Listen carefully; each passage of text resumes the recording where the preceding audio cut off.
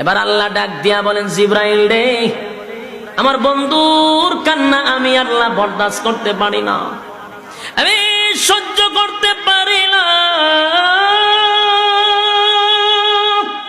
আমার বন্ধুর কান্না বরদাস্ত করতে পারি না। বন্ধুরে সুসংবাদ জানায়া দে, বন্ধুর কানে কানে খবর পৌঁছায়া দে। এতদিন আমার বন্ধু দুনিয়ায় উম্মতের জিম্মাদার ছিল, আজকে বন্ধু রফিকে আলার কাছে চলে আসবে, বন্ধু বন্ধুর কাছে আসবে। আমি বন্ধুরে বিদায়ের সময় চোখের পানি দেখতে চাই না।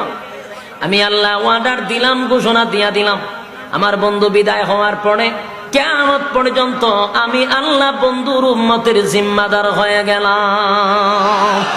একটা জবান বন্ধ রাখবেন না, আল্লাহু আকবার।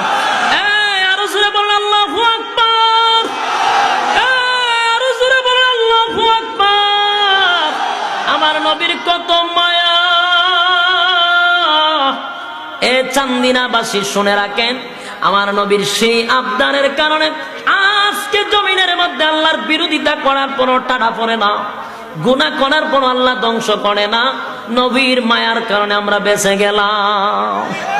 না হয় জাগাত মেরা বলাই দিত, কিন্তু নবী না দোয়া করছে, আমার উম্মতরে আপনি ধ্বংস কইরেন না।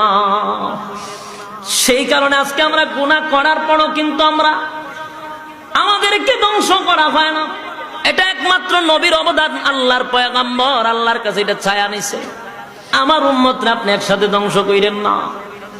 যুবক ভাইরা আমার, যেই কথাটা বলতেছিলাম, এই মালাকুল মউত আজরাইল এমন একজন ফেরেশতা, কারো কাছে অনুমতি চায় না।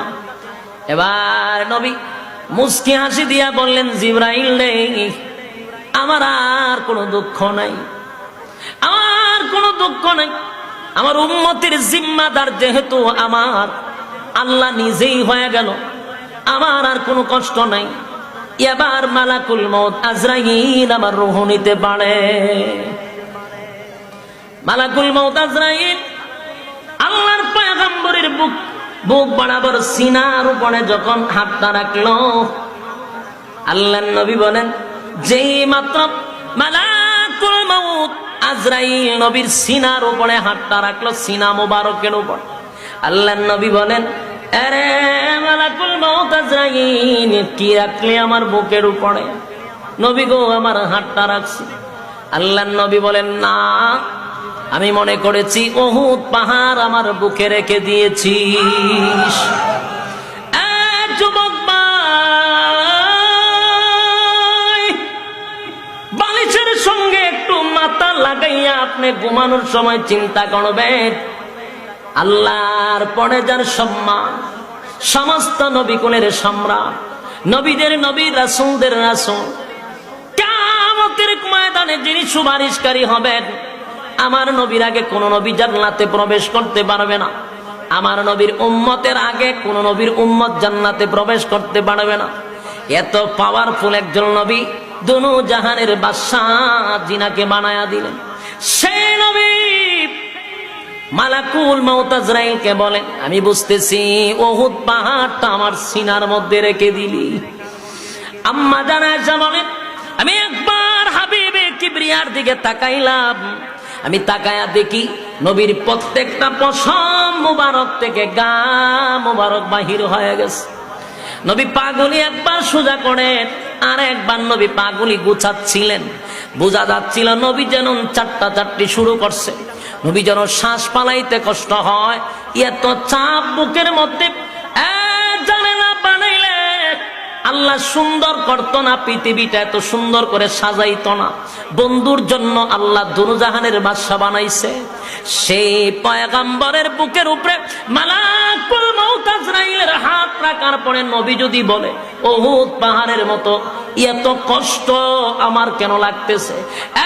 মালাকুল মউত আজরাইল বল, আমার উম্মতের সাথে কেমন আচরণ করবি? আমি নবীর যদি এত কষ্ট হয় রে, আমার উম্মতের কেমন হবে?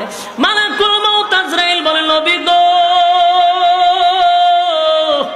আল্লাহর সৃষ্টির পরে আমি জিন্দেগিতে যত রূহ কবজ করছি, নবীজি কারো কাছে আমি আজরাইল অনুমতি নিতে হয় না, কারো ঘরে ঢুকতে আমার কোনো প্রবেশ লাগে না। আর জিন্দেগিতে আমি যত রূহ নিয়েছি, এত আদবের সাথে, এত তাজিমের সাথে আমি কারো রূহ বাহির করি নাই। আমি আপনার রূহ বাহির করতে আসছি এমন আদবের সাথে, এমন তাজিমের সাথে। আমার জিন্দেগিতে আর কোনোদিন এমন ভাবে রূহ বাহির করি নাই গো নবী। আর এত ইহসানের সাথে রূহটা বাহির হবে যা কোনো মানুষের রূহ এমন ভাবে বাহির হয় নাই, কোন নবী রাসূলগণের রূহ এত আরামে বাহির হয়।